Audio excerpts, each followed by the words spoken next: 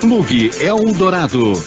O mundo da informática com Tarcísio de Carvalho e Pierluigi Piazzi.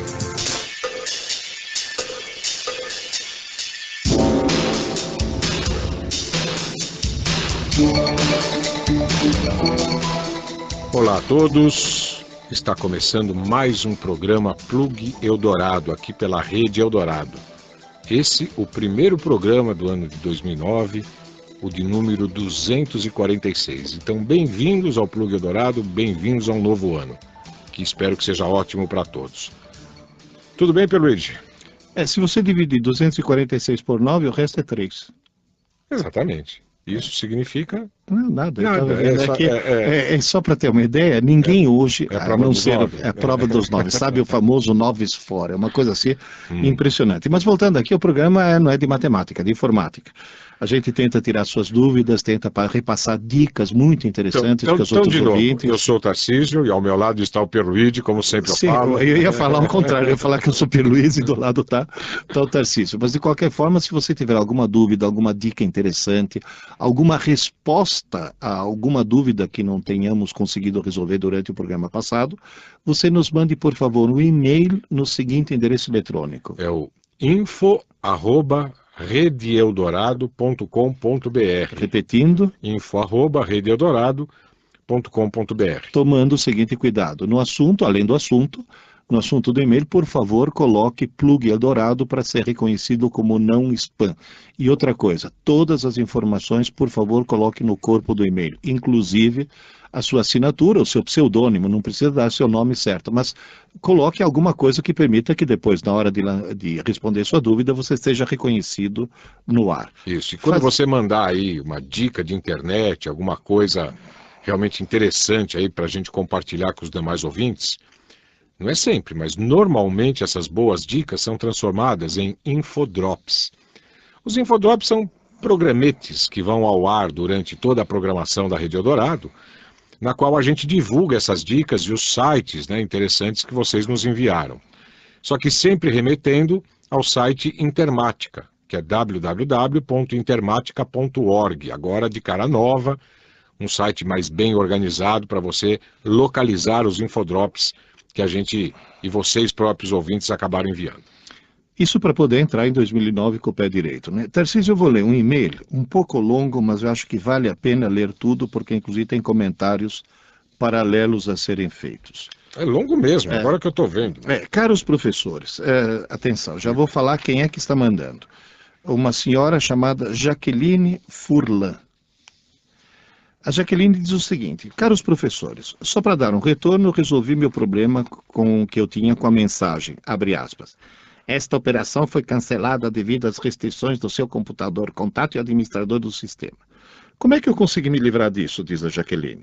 Simples, instalando o Firefox, deixando de usar o Internet Explorer. Deixa eu tentar traduzir, exatamente. Ela devia usar o Internet Explorer, que apresentava alguns bugs, na hora que ela tentava acessar algum site, que eventualmente ia, executar algum script, alguma coisa parecida, e o Internet Explorer acabava gerando um código de erro, um erro apresentando essa mensagem: essa operação foi cancelada, restrições do computador, contato administrador. Aliás, essa mensagem com esse mesmo teor, ela aparece também, muitas vezes, quando você vai tentar instalar um aplicativo no seu computador. Ao tentar instalar, ele diz: você não tem permissão para isso, contate o seu administrador. E você às vezes é o administrador. E você não está entendendo, mas que administrador? O computador é meu, ninguém administra, sou eu. Pois é, o Windows, ele tem uma política, desde o Windows XP, o Windows Vista, de trabalhar como se você estivesse operando em rede. De trabalhar como se vários usuários pudessem usar a mesma máquina. Cada um deles se logando, fazendo o seu login para ter a sua área de trabalho, os seus arquivos. E quando você se loga, que você se liga no Windows como usuário, pura e simplesmente, e não como administrador da máquina, ele automaticamente impõe restrições de uso. Uma delas é a execução de arquivos ou execução, ou melhor, instalação de aplicativos, tá? Então, às vezes, essa mensagem aparece, mas pode ser resolvido facilmente logando novamente, enfim, mudando, efetuando o log-off e aí efetuando o login como administrador, tá? Agora, diz ainda a Jaqueline que depois que ela instalou Mozilla Firefox, é funcional, leve, politicamente correto. Mas ela está com um problema agora. Ocorre que as palavras acentuadas, quer dizer, os caracteres acentuados da língua portuguesa, no Firefox dela, aparece como ponto de interrogação. Sei. E diz a Jaqueline, como eu tenho a mania de escrever e ler corretamente, gostaria de corrigir porque nada me deixa mais indignada e irritada do que essa linguagem bizarra de internet, onde se cometem verdadeiros assassinatos à nossa língua.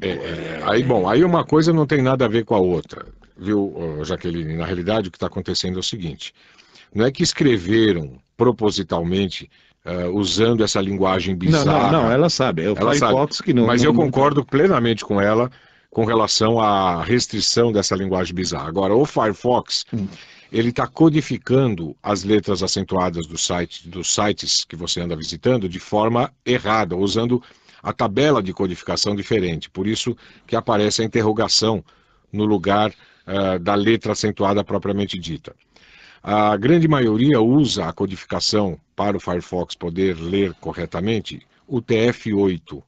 Tá? Então faz o seguinte, vá lá no menu do Firefox, em ferramentas, procure codificação e no item codificação do menu você vai determinar, você vai verificar que existem várias, ocidental, oeste, leste, sei lá, um monte de coisa. Tente verificar o que acontece se você deixar marcada a opção UTF-8, tá? Provavelmente você já não vai, imediatamente após fazer isso, enxergar os caracteres corrigidos. Vai ter que desligar e ligar de novo, né? Não digo desligar o computador. Desligar o Firefox, sair do Firefox e entrar de novo para verificar se a mudança surtiu efeito, tá? É aí que você vai acabar resolvendo o teu problema. Agora, falando nisso, diz a Jaqueline, eu também fui alfabetizada pela cartilha Caminho Suave. E eu procuro há anos em todos os sites de sebo que me indicam a edição que usei entre 1975 e 1978. Vou te dar uma dica já agora eu. Você entra em www.estantevirtual.com.br. Essa estante virtual é um site que nós já demos várias vezes aqui, que está crescendo, está evoluindo e simplesmente ele mostra praticamente todos os sebos do Brasil, mostra o estoque de todos os sebos, dizendo qual é o preço do livro, quais são as condições de pagamento, etc. Está aceitando agora cartões de crédito, coisa que não acontecia antigamente. Muito legal. Eu acabei de comprar 3 livros lá, um deles o Tarcísio talvez lembre. Eduardo Celestino Rodrigues, 1700 exercícios de álgebra. Lembro? Nossa, não lembro. Eu fiz os 1700. Aliás, agora, por falar em lembrar, eu estou lembrando de uma outra coisa também de forma bastante saudosa, assim, né? de uma outra coisa que a Jaqueline está descrevendo. Inclusive ela se refere a mim. Professor Tarcísio, você se lembra da lição de Nha Maria, que estava lá na cartilha suave? Também estudei pelo Caminho Suave, pela cartilha Caminho Suave. E eu lembro, quer dizer, falando assim eu não lembrava, mas na hora que ela começou a fazer a descrição, veio também na minha frente, ó, vejo na minha frente nesse momento aquela velhinha corcunda com feixe de lenha nas costas. A lição era sobre o NH e dizia assim: Nha Maria é uma velha caipira, ela vai apanhar lenha no mato. Puxa, que saudades. Então, aí tem o Nha Maria, apanhar e lenha. Meu Deus do céu. E ainda diz, eu sei na ponta da língua. Não, e é claro que a lição do LH já foi, porque tem a palavra velha, então presume-se que o LH já foi estudado. Agora, diz ela que ela ainda sabe na ponta da língua o hino nacional, o hino da independência, da bandeira, da república. Aqui vou dar mais uma dica. Se alguém entrar naquele site do MEC, Domínio Público, sabe, www.dominiopublico.com.br ou .gov.br, alguma coisa assim, você encontra lá em músicas, em MP3, você encontra todos os hinos brasileiros, você encontra em música. Agora, diz aqui, Sei porque dia 15 de novembro é feriado, de que é um monumento às bandeiras, principalmente nada disso é mérito nenhum. Ela diz que o mérito é dos professores daquela época. E ela faz aqui menção especial à dona Zenaide, lá da cidade de Promissão, interior de São Paulo. Promissão, uma cidade ali no centro-oeste paulista, né, a caminho ali de Araçatuba, Três Lagoas, lá já, né, Ilha Solteira, pegar ali o eixo da rodovia Marechal Rondon, você encontra ali no meio, aos 40 quilômetros antes de chegar em Araçatuba, não, um pouco antes até, uns 40, 50 quilômetros, enfim, da cidade de Promoção. Diz ela que não vê há muito tempo a dona Zenaide, mas quando ela encontrava a mãe da Jaqueline, né, dizia que ela era a sua melhor aluna, ainda teria oportunidade de responder. Se eu era a melhor aluna é porque tinha a melhor professora. Mas dá saudade daqueles professores. Agora, diz aqui, outra coisa que gostaria de comentar. Instalei o Google Chrome. O Google Chrome é o navegador do Google, que está em versão beta, está em versão experimental ainda.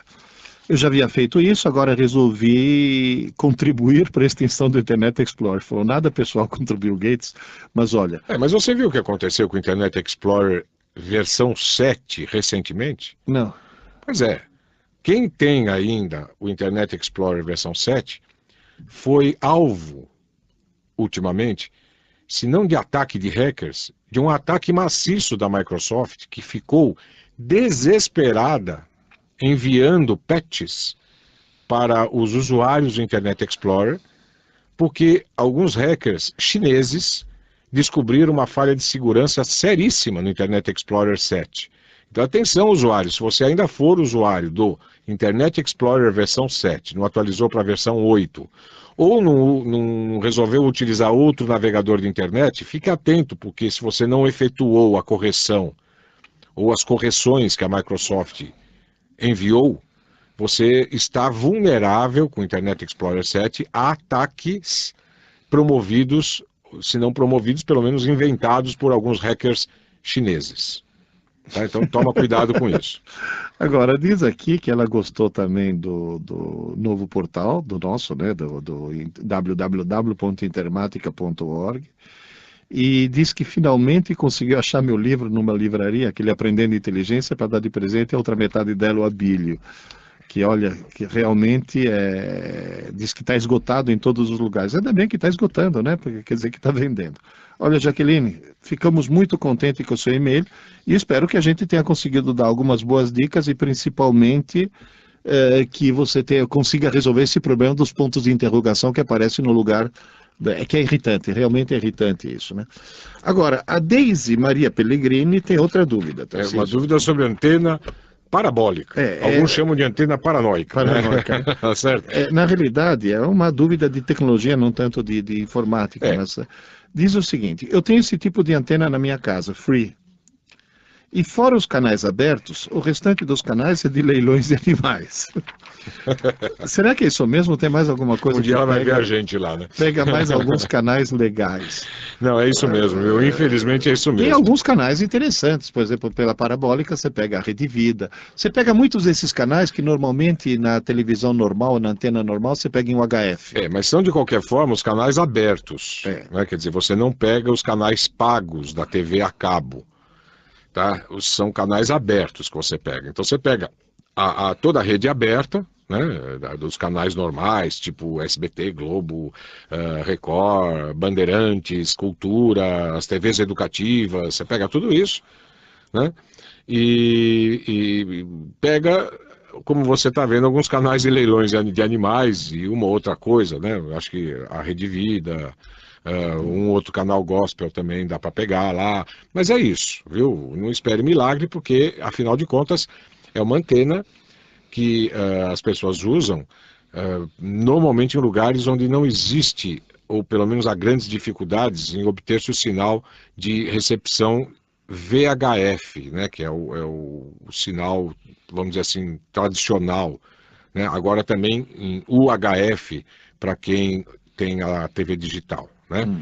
Então, em locais assim distantes, longe de antenas retransmissoras, a TV rural, a parabólica funciona bem. Né? A TV rural. Então, por isso que tem tanto leilão de animais. Eu né? imagino que sim. Exatamente. Né? Agora, diz o Edivaldo de Atibaia, ele usa o XP Professional, versão 2002, Service Pack 3, tem 2 GB de memória RAM, 512 o quê? RA. Deve ser, Bom, deve ser megabytes aí. Bom, senhores, sou ouvinte assíduo, tá. É o seguinte, uma certa update chamada Framework versão 2.0 apareceu e foi baixada, demorou 15 minutos, mas não instalada. Aparece um certo erro, OX66A, que só não me deixou de cabelos brancos porque já não os tenho mais. Como eu já disse, nem a Microsoft informa como resolver isso. Bom, precisa ver que é esse framework. O que é esse framework? O framework, se não me engano, olha, são tantos nomes, mas se não me engano é um software que permite edição de vídeos. Acho que é algo assim. Mas é da Microsoft? Eu acho que é. Será que foi a Microsoft que mandou para ele? Porque o negócio baixou, não Microsoft, funcionou, sim, baixa de novo. Deve ter baixado com algum erro. Algum erro, talvez. Talvez, muitas vezes, quando você faz um download de um arquivo instalador de um aplicativo, ou mesmo de um arquivo que faz uma atualização daquele mesmo aplicativo, de um certo aplicativo, você pode, durante essa recepção de dados, pode acontecer, meio raro, mas pode acontecer, de não ter chegado o arquivo inteiro, ou chegou uma parte danificada, e a hora que você executa, ou que é efetuada a tentativa de execução automática para efeitos de upgrade, né, de atualização, ocorre um erro, tá? Agora, é muito difícil mesmo a própria Microsoft te informar como resolver isso, né? Porque são tantas possibilidades de erro que podem ocorrer que fica meio difícil de dizer o ideal é baixar de novo. O ideal é baixar de novo, né? Se você é usuário do framework, tente a partir do próprio menu do framework, ali normalmente na área de help, verificar se existe alguma atualização e pedir para baixar de novo. Tá? Normalmente é isso. O Mauro Koch me mandou uma dica, essa é para o Pierluigi.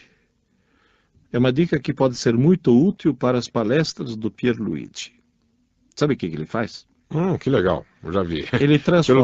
Pelo nome do link que ele deu, já deu para descobrir. How to convert PowerPoint to DVD for free. Exatamente. Ou seja, como converter uma apresentação, um arquivo de apresentação do PowerPoint para DVD.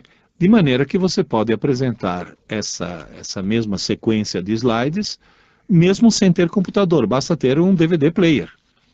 Tá certo? Então, normalmente, numa palestra. Infelizmente, eu prefiro levar meu computador e prefiro não usar o PowerPoint. Eu sou um dos grandes inimigos do PowerPoint. O PowerPoint, né, ele tem problemas, muitas vezes, de compatibilidade. Eu mesmo, agora no final do ano, mais ou menos meados de dezembro aí, do ano que se foi, né, meados de dezembro de 2008, eu fui dar uma palestra lá no Sesc Itaquera. Até comentei que eu fiquei agradavelmente surpreso com o local, eu não conhecia, é muito legal lá. Então, um abraço para o Cal, né, que nos recebeu tão bem, a mim, ao José Carlos Vale. Enfim, eu fui dar uma palestra a respeito de segurança no computador. Falando um pouco de vírus, firewall, os cuidados que você tem que ter com as senhas e tudo mais. E você levou um PowerPoint. E eu tinha feito um PowerPoint, eu tinha bolado, feito como suporte para a palestra, o PowerPoint. Na realidade, o PowerPoint normalmente é uma bela cola, né? A gente leva como uma cola para não se perder na sequência de assuntos que a gente pretende tratar. No fim, acaba sempre fugindo um pouco dali também, né? Certo. Mas aí, felizmente, eu tive uma ideia.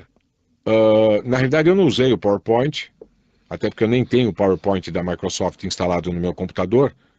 Eu usei o equivalente do OpenOffice, do BR Office, né, que é o programa que produz apresentações. Gratuito. Isso, é o PowerPoint do OpenOffice, do BR Office. E ele roda tranquilamente no PowerPoint. Tudo que você produz nesse aplicativo roda sem problema nenhum no PowerPoint, desde que você salve como um arquivo PPT, né, que é a extensão do PowerPoint. Salvando assim, funciona.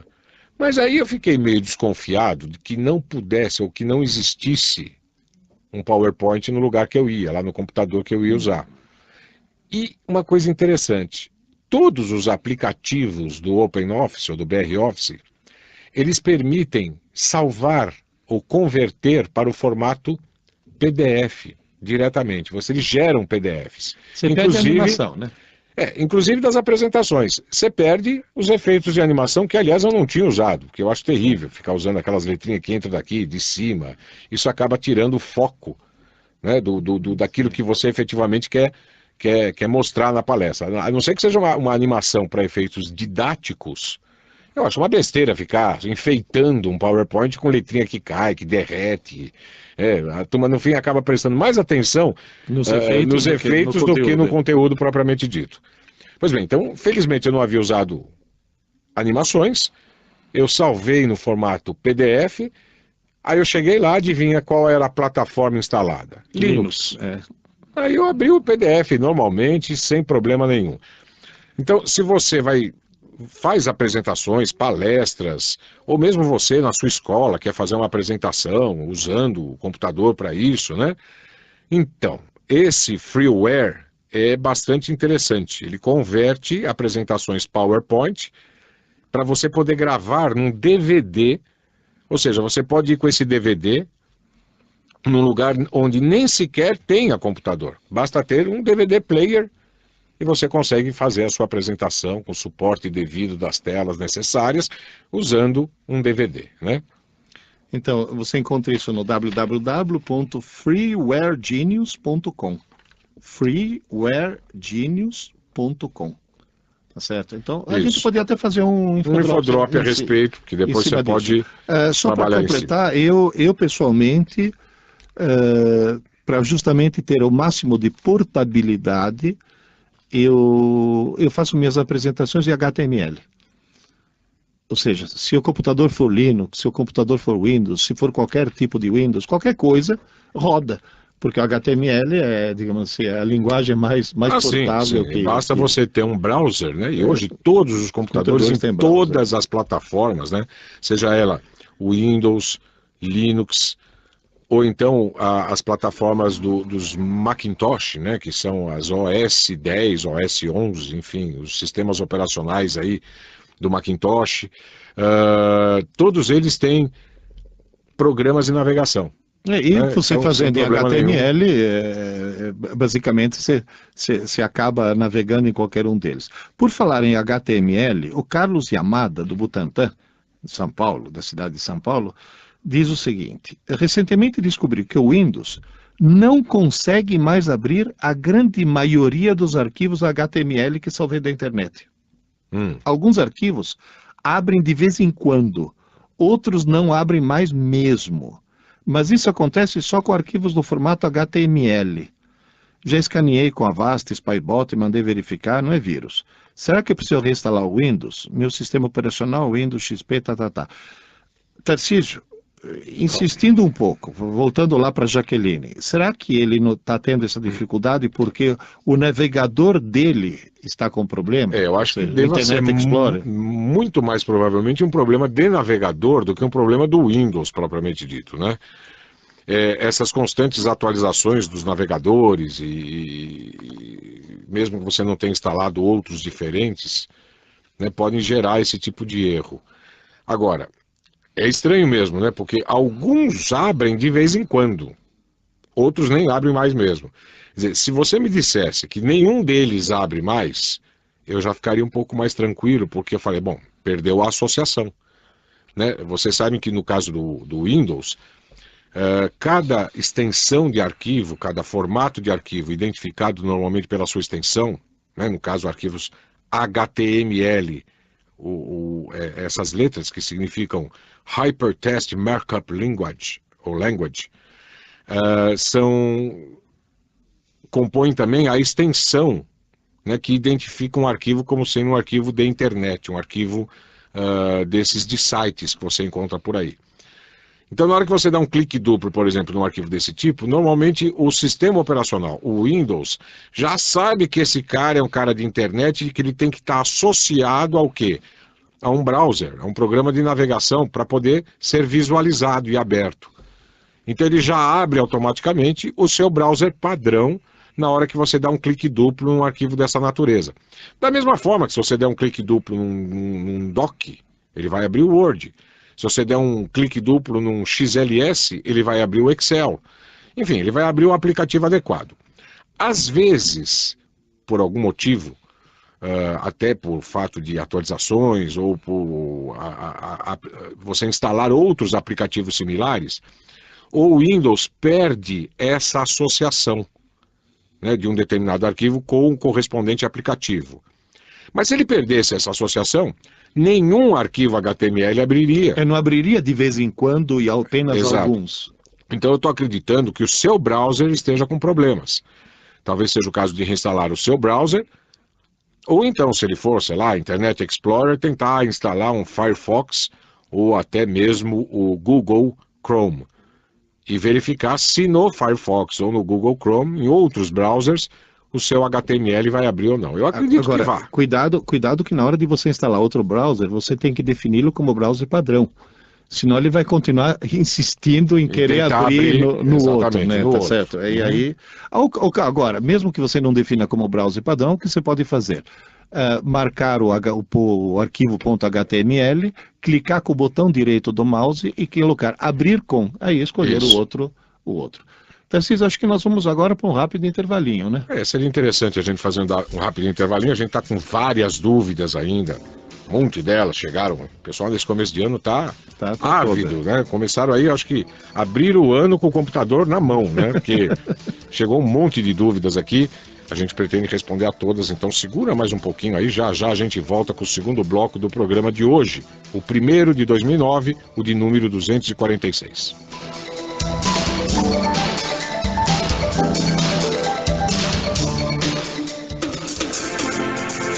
Você ouve Plug Eldorado, com Tarcísio de Carvalho e Pierluigi Piazzi.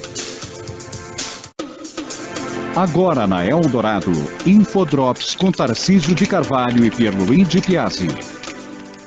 Para quem gosta de ler em inglês, temos um verdadeiro tesouro nesse Infodrop. No site Red Print você encontra muitas obras de aproximadamente uma centena de autores. Olhando a lista, poderíamos dizer que ninguém pode se considerar minimamente culto se não tiver lido pelo menos uma obra de, no mínimo, umas 3 ou 4 dúzias desses monstros sagrados da literatura mundial. Conan Doyle, Alexandre Dumas, Dante Alighieri, Bernard Shaw, Mary Shelley, Adam Smith, Lewis Carroll, Edgar Rice Burroughs e muitos outros recheiam esse maravilhoso estante cibernética. Trata-se de um site a ser colocado no favoritos e visitado inúmeras vezes. Para encontrar um link direto, basta entrar em www.intermatica.org e procurar no Infodrop número 890. 890. Pierluigi Piazzi E Tarcísio de Carvalho. para Infodrops da Rede Eldorado.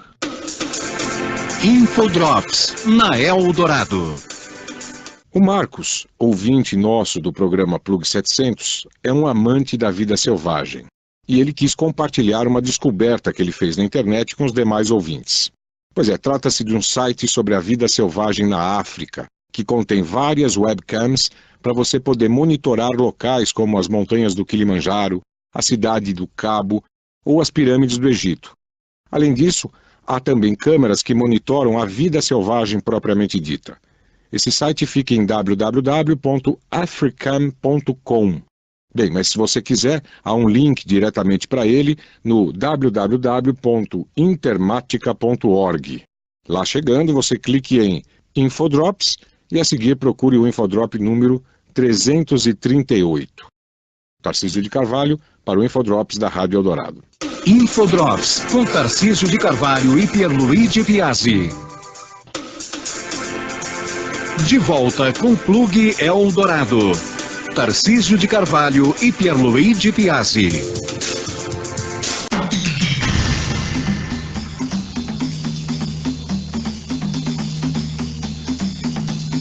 Estamos de volta agora com o segundo bloco do programa de hoje, programa de número 246, esse primeiro do ano de 2009.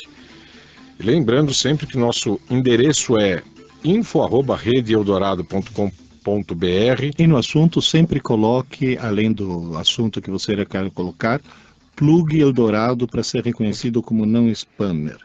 E outra coisa, coloque sempre todas as informações no corpo do e-mail, inclusive seu nome ou pseudônimo, se for necessário. A Patrícia Távora nos mandou um e-mail dizendo o seguinte, que o pai dela é deficiente visual e ouviu no programa um Infodrops sobre um teclado especial.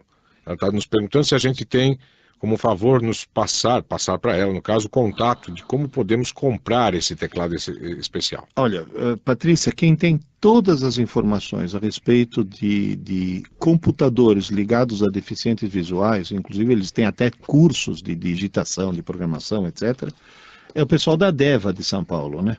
E pelo jeito me parece que ela é 11, o prefixo do telefone dela é de São Paulo mesmo. Paulo. Então em São Paulo, entre em www.adeva.org.br. Isso, esse ADEVA é Associação de Deficientes Visuais e Amigos. E amigos, isso. Não é isso? Exatamente. ADEVA, A-D-E-V-A. Isso. .org, cuidado, não é .com, .org.br. Aí você vai encontrar todas as informações referentes a tudo que diz respeito, tanto a deficiência visual quanto o deficiente visual utilizando um computador, né? Tarcísio, nós temos aqui... o Wilson nos parabenizando pelo novo site, aliás, créditos que a gente sempre precisa dar para o Jefferson, né, que está trabalhando com a gente nessa empreitada agora aí, juntamente com o Jefferson, eu, Pierluigi, o Jefferson, mais o José Carlos Vale, enfim, nós pretendemos ampliar bastante aí o conteúdo e os serviços que serão, e já estão sendo, mas serão ainda outros oferecidos aqui pelo site www.intermatica.org. Visite, por enquanto você tem lá os infodrops, mas você vai ter em breve muito mais conteúdo interessante. Agora, o Dan diz o seguinte: sempre ouço o vosso programa e vocês deram uma dica de infodrops no qual uma pessoa lá do site adivinha o que a outra pensa em função dos dados, etc. Eu marquei o número do infodrops na cabeça, mas não consigo mais me lembrar. Ótimo, nem eu, mas se não me engano o adivinho chamava Akhenator ou coisa desse tipo, como que era? Era uma coisa assim.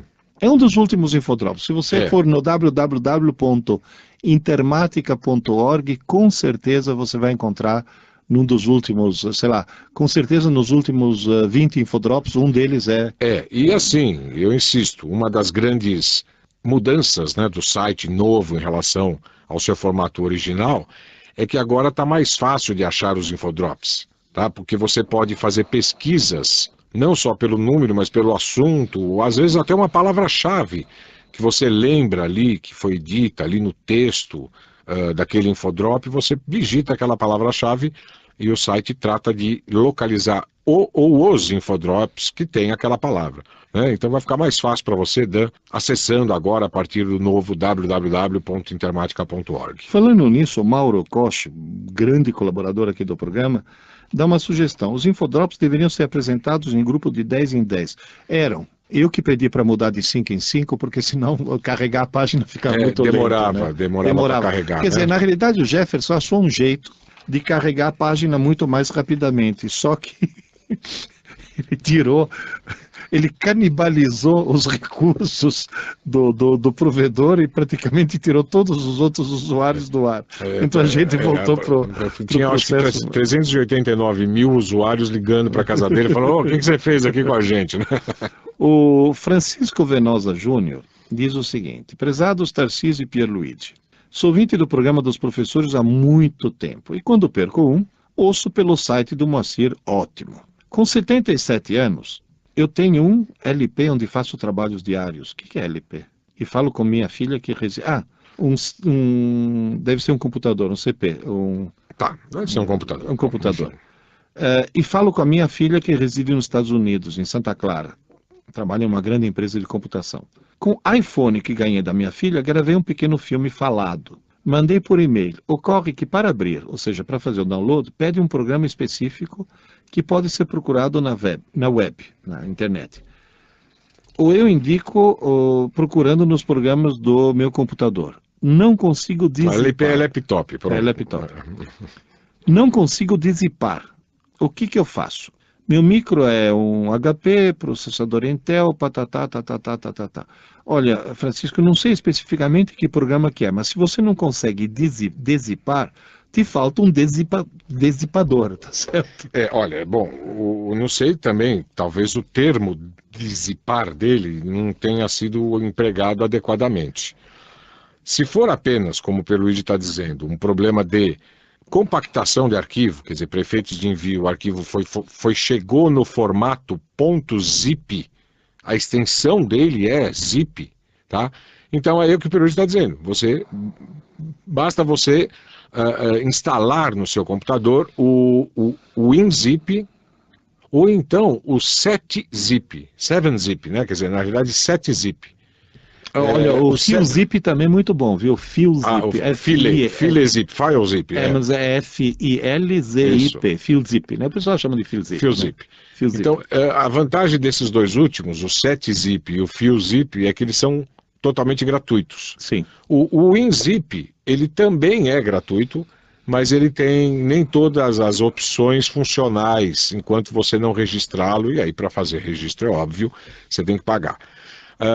De qualquer forma, esses dois, ou o WinZip, devem deszipar, né? Devem descompactar os seus arquivos. Se você estiver usando o Windows XP já com o último Service Pack, ou então o Windows Vista, eles têm como recursos nativos também abrir arquivos zipados, arquivos compactados no formato zip. Então aí não há necessidade sequer de você instalar nenhum programa de compactação tipo WinZip, ou 7-zip, ou FileZip, tá? Agora, eu acredito, particularmente, que não seja esse o seu problema, tá? Não seja o problema pura e simplesmente de deszipar um arquivo. Eu acredito que o formato de vídeo deve ser, porque chama-se também aos vários formatos de vídeo de compactação de vídeo. Sim, são formatos compactados de vídeo, né? E há várias formas de se compactar um vídeo. E o programa ou o driver que compacta e descompacta para poder apresentar um arquivo de vídeo é o que a turma chama de codec, né? Que é o codificador, decodificador de vídeo. Então precisaríamos saber qual é exatamente o formato de vídeo que, no caso, você está tentando trocar aí figurinhas com a sua filha, né? Qual é o formato de vídeo que você está tentando utilizar para que a gente possa te dar, quem sabe, uma dica de como descompactar ou usar o codec adequado para esse formato de vídeo. O programa que vai permitir assistir a esse vídeo é o programa normal, provavelmente o Windows Media Player. Só que você, além do Windows Media Player, provavelmente vai ter que ter associado a ele o codec necessário, tá? O codec apropriado para esse formato de vídeo. Tarcísio, temos um ouvinte cujo codinome é o Arquiteto do Tatuapé, que se diz do Reino Independente do Tatuapé, São Paulo. Para o pessoal de Florianópolis, Curitiba, Cajuru, deixa eu explicar uma coisa. O Tatuapé é um bairro de São Paulo da Zona Leste que está com movimento de dissidência em relação ao resto do município. Eles estão tentando uma autonomia política, vamos ver se eles acabam Eles estão tentando mesmo? Não estão, né? Mas os moradores criaram esse movimento informal, digamos assim. Né? Tá certo. Agora, uma coisa que me preocupa muito é essa história do Raposa lá, como é? Aquela reserva indígena. Você sabe que lá na Europa já tem movimentos tentando dar autonomia política para os índios, de maneira a separá-los do Brasil, criar uma nação indígena. Aqueles eco-xiitas que tem lá na Europa? Certo, agora o que esses caras da Europa têm a ver com isso? Mas aí que tá. Eles ficam gritando de modo a interferir na soberania de outras nações. Porque eles têm tanto problema para resolver lá, por que eles estão se preocupando com isso? É um bando de idiotas. Bom, mas tudo bem, são idiotas perigosos. Diz o Arquiteto do Tatuapé que ele acessou intermatica.org, achou que é coisa de primeiro mundo, e diz que manda os parabéns, e para pagar todas as dicas que nós temos para ele, ele manda 2 dicas. muito interessantes, que acho que vão virar infodrops, viu, Tarcísio? Bom, a gente já deu... o Tube Catcher. Exatamente, a gente já deu várias dicas referentes a essa primeira, mas essa é nova. Tá? Essa aqui do arquiteto do Tatuapé. Que por enquanto nós não vamos revelar quem né? Daqui a pouco a gente Não, revela. ele pediu para não falar mais o nome dele, porque ele tem revelar. recebido muito trote telefônico. Tá bom, então o arquiteto do Tatuapé, tá certo. Essa primeira dica é sobre o Tube Catcher. Um baixador grátis de vídeos. Agora, que ele permite baixar e na hora de gravar, você pode convertê-lo para vários formatos, de vários formatos para outros tantos formatos. Que é isso que o Tarcísio estava falando agora há pouco. Esses benditos codec viraram uma verdadeira selva amazônica de confusão. E é verdade, e o pior é assim, quer dizer, mesmo um formato de vídeo, tipo AVI. AVI é um formato relativamente fácil de se achar na internet. Né? Há vários vídeos que são codificados no formato AVI. AVI é Audio and Video Interleaved, tá? É o significado da sigla AVI. E é uma sigla muito usada, como eu já disse. Porém, mesmo dentro desse formato AVI, há várias formas de compactação. Às vezes você roda um arquivo, um vídeo, no formato AVI, sem problema nenhum, e quando você baixa outro AVI, né, às vezes de outra procedência, ele não roda, ele diz que precisa do codec adequado. Agora, toma cuidado com relação a um golpe, né, um problema que está acontecendo por aí. Tem muitos vídeos no formato AVI, no formato WMV, que é Windows Media Video, que são, na realidade, apenas, não são vídeos, são apenas disfarces, eles estão disfarçados de vídeos. E por não serem vídeos, o que acaba acontecendo? Se você baixa um desses vídeos, entre aspas, de algum site, e aí tenta abrir esse vídeo usando o Windows Media Player, beleza, vai tentar mesmo. Na hora de você executar ou tentar executar esse vídeo, se ele não for realmente um formato de vídeo, ele apenas tiver a extensão AVI, o Windows Media Player, ele não diz, olha, não, isso não é um vídeo. Então esquece. O que ele diz? Olha, eu não consegui descompactar. Para isso, eu vou precisar localizar na internet o codec adequado. Quer dizer, o arquivo de codificação adequado. Posso baixar? Aí, normalmente, quando isso acontece, num vídeo que tem formato não compatível, e aparece esse aviso no Windows Media Player, o que a gente fala? Sim, pode baixar. Aí, instruído por instruções que estão ali embutidas nesse falso arquivo de vídeo, ele é remetido, o Windows Media Player, a baixar de um determinado site algo que poderia ser, ou que pelo menos engana o Windows Media Player, fazendo ele achar que é realmente um arquivo que vai implementar um novo codec na brincadeira. Só que na hora que ocorre essa implementação, um cavalo de Troia entra no seu computador. Então precisa tomar cuidado, mesmo com isso, quer dizer, na hora que você baixa um vídeo de origem desconhecida, tá? Ou de um site até suspeito, e tenta rodar, e o Windows Media Player falar, olha, não achei o codec, posso baixar da internet e instalar? Você diz não, não deixa, porque senão você vai estar, muito provavelmente, instalando um cavalo de Troia no seu computador. Tem que tomar todos os cuidados possíveis e imagináveis. Bom, como o URL desse Tube Catcher, que me parece muito útil, é muito longo, nós vamos fazer uma coisa, a gente fica devendo um infodrops a respeito disso, certo, Tarcísio? De qualquer forma, se você estiver ouvindo esse programa e esse infodrop não estiver no ar ainda, e você estiver assim, muito aflito para obter este Tube Catcher, então faz isso, procure por esse termo no Google, que fatalmente você vai achar o endereço do site que vai te remeter ao download dele.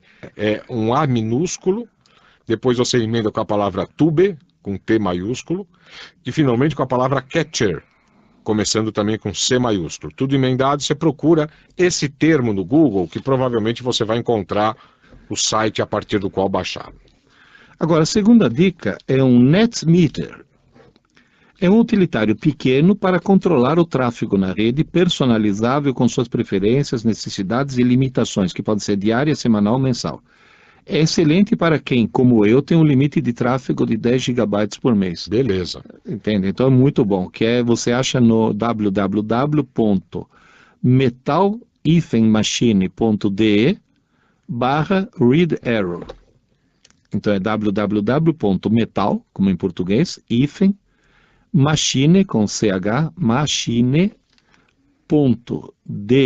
deve ser alemão, né? DE. Deutschland. /read error, ou seja, leia erros, né? READERROR. E agora vem a dúvida. Ou erro de leitura, né? Read error. Read error. A dúvida dele é o seguinte: ele ganhou do Papai Noel um pendrive SanDisk Cruiser Micro de 8 GB. Ótimo, maravilha. Uhum. Instalei. Só que agora eu reparei o seguinte: como eu uso o Windows 98 Second Edition, SE, não tem a capacidade de desligar o pendrive com segurança. Insisto mais uma vez, quem instala um pendrive no micro e arranca a seco, assim, tchaf, corre o risco de provocar um surtozinho de tensão na alimentação dele e perder os dados do pendrive, né? E queimar o pendrive. No Windows 98 SE, ele diz o seguinte: procurei em vários sites e todos eles dão a seguinte resposta: entrar no ícone Meu Computador, selecionar a letra do pendrive, que normalmente é letra E, F, ou coisa desse tipo, e selecionar o comando ejetar, como se ele fosse um CD. Mas mesmo assim o bichinho fica aceso. Haveria outro método mais seguro para fazer essa ejeção? Há um outro método. A marca do pendrive que você tem, o SanDisk Cruiser Micro, ou SanDisk, se for, já que você ganhou há pouco tempo, né, de Papai Noel, esse pendrive, deve ser já um desses pendrives novos, que tem inclusive aquela conexão USB retrátil, né, aquele que você empurra para frente, traz para trás, ele não tem tampinha. Pois bem, esses SanDisks, eles vêm com um programa já gravado no próprio SanDisk, chamado ulaunch.exe, tá? É o lançador de um software que já vem gravado no próprio SanDisk. Então você faz o seguinte: você abre o Windows Explorer, manda explorar o conteúdo do seu drive e procura esse ulaunch.exe. Execute esse ulaunch.exe. Execute, dê um clique duplo nele.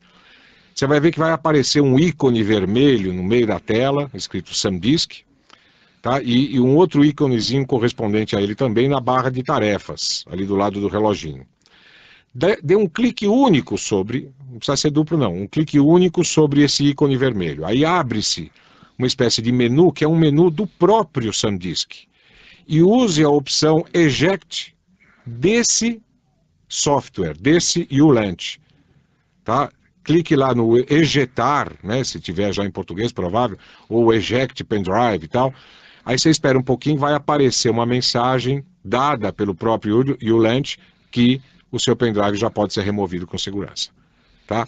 Então, portanto, todo o software ele se autodesconecta usando um programa contido no próprio pendrive. No próprio pendrive. Tá? E realmente, se você tentar desconectar o SanDisk usando os próprios recursos do Windows, dá esse problema mesmo. Que o 98 não foi preparado para isso. Né? Então faz isso. Use o Eject Disk do próprio programa que acompanha o SanDisk. E assim, na hora que você coloca o SanDisk, isso eu estou estranhando, deveria ser executado automaticamente esse ulaunch.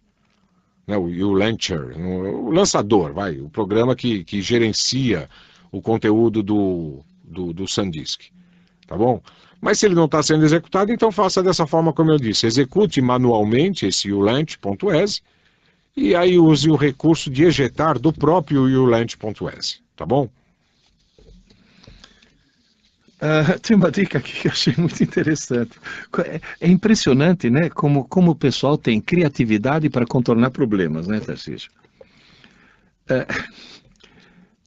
Você se lembra aquele problema que você discutiu sobre impressoras que contém um chip que diz que o cartucho está vazio quando está cheio, coisa desse tipo, né? Sim, lembro. Bom, Ainda estou brigando com esse problema. Mas olha a criatividade do João César, de Guarulhos. É aquelas coisas que você fala, por que não pensei nisso antes? Ele diz o seguinte, tem uma dica para quem adquiriu impressora Lexmark, por exemplo. O que ele diz? Recarregue o cartucho vazio. Adquira um cartucho novo. Compre o cartucho novo. Já percebi. Já percebeu, né? Com o novo, imprima a página de teste. Certo. Após a impressão da página de teste, tira o novo e põe o recarregado. Nas impressões seguintes aparecerá a mensagem que é preciso recarregar o cartucho. Clique em ignorar e a página será impressa normalmente, inclusive colorido. Certo. Guarde o cartucho novo para novos procedimentos. Muito bom, muito bom. Olha, muito João César, você está de parabéns. Vamos ver se funciona. Se funcionar, beleza. Porque, assim, a impressão que eu tinha é que se você colocasse o cartucho novo, tá? Imprimisse a página de teste, que é uma outra chatice. Só na página de teste ele gasta quase toda a tinta azul. É uma sacanagem. Mas tudo bem, você imprime a página de teste. E aí, eu imaginava que se você tirasse o cartucho novo e colocasse um novo cartucho, quer dizer, o cartucho recarregado, eu imaginaria que a impressora ia entender que esse novo cartucho recarregado é um cartucho vazio e você está substituindo por um vazio que ela não imprimir coisa nenhuma. Mas, pelo visto, o software pode ser enganado nesse ponto. Excelente a dica. Clique em Vou ignorar. Tentar.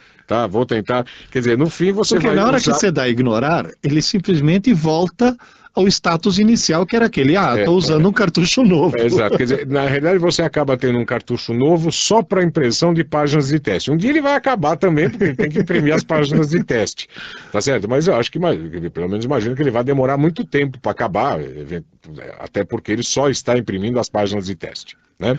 Fantástica. Boa ideia. Vou tentar. Se Agora, funcionar, viu, se não César, funcionar, eu devolvo o novo lá para a impressora e pronto. Né? Agora, o João César diz o seguinte, eu sou ouvinte assíduo no horário de domingo às 5 horas da manhã. Vocês devem divulgar mais esse horário. A única vez que eu vi vocês falando sobre isso foi no dia 21 de dezembro. Agora, na realidade, o João César, vamos divulgar agora. Atenção, pessoal, além de ter o programa. No sábado às 2 da tarde e no domingo à noite, às vezes às 7 horas, às vezes às 9, de manhã às 5 horas da manhã de domingo tem o programa. Isso serve para o pessoal que vem da balada, isso serve principalmente para aquele pessoal que todo dia acorda às 5 horas da manhã, portanto no domingo às 5 horas da manhã está acordado, né? Então vale a pena. E para os noctívagos também. Agora, viu, João César, mais uma observação, ele diz, os programas levados ao ar não poderiam aparecer na forma impressa na internet? Estão na forma impressa, pelo menos aquela parte fundamental que é aquilo que você não consegue anotar, das URL. João César, entre em www.intermatica.org e você vai ter todos os infodrops que contém aqueles URL que você não conseguiu anotar. Serve justamente uma biblioteca para consultas futuras. Tem gente que diz, mas como? O João César é ouvinte assíduo, não sabia do www.intermatica.org? É que normalmente a gente divulga muito esse site no Infodrops, não ao longo do programa Plug Eldorado, que é uma coisa que precisamos começar a fazer, viu, Tarcísio? Bom, tem aqui um outro e-mail do Ricardo, sobre a dica de senhas que a gente deu no último programa. Ele utiliza isso muito no trabalho dele. Numa empresa de telefonia móvel, a troca de senhas ocorre sempre após 30 dias, sempre utilizando caracteres especiais, números e mesclando letras maiúsculas e minúsculas, sem contar que o sistema não aceita a repetição das 3 últimas senhas registradas, quer dizer, obrigando realmente que o cara mude a senha. É uma ótima dica, apesar de deixar a gente meio maluco, né? Não repetir senhas aí. Bom, mas gostaria de saber... Espera só uma coisa, o Tarcísio deu uma dica sobre as senhas que achei muito importante. Todos nós temos na memória gravadas frases, sei lá, ser ou não ser, eis o problema, devagar se vai ao longe, batatinha quando nasce. Temos frases. Então pegue várias dessas frases e diz, bom, a minha senha do dia é essa. Então você pega as iniciais ou as segundas letras dessas frases, põe segundo uma técnica ou vai tua. fazendo uma reciclagem, pega uma frase só e vai mudando as senhas assim. Primeiro pega a primeira letra, depois você pega a segunda letra de cada palavra, depois a terceira letra de cada palavra. E assim você vai compondo as suas senhas a partir de uma única frase. Só precisa lembrar qual é a letra do dia, né? Quer dizer, qual é a ordem, se é a primeira, a segunda, a terceira, né? Para você definir a sua senha. Ele gostaria também, viu, Ricardo, de saber a opinião da gente sobre o iPhone. Ele achou a navegação pela internet no navegador Safari fantástica em termos de celulares. O navegador Safari, que é usado no iPhone, é também o navegador padrão, vamos dizer assim, da plataforma Macintosh. Tá? É um excelente navegador e realmente o iPhone eu acho que é um objeto de desejo, né? Um objeto de consumo que habita o sonho de consumo de todas as pessoas que se ligam em tecnologia, tá bom? Gente, estamos encerrando esse primeiro programa do ano e agradecendo a todos vocês que voltaram aqui com a gente e que permaneçam aqui. Um feliz 2009. Obrigado a todos. Até logo a todos. Até logo, Pierluigi. Até logo, Tarcísio. Até logo, Alexandre. Um feliz 2009 para todo mundo.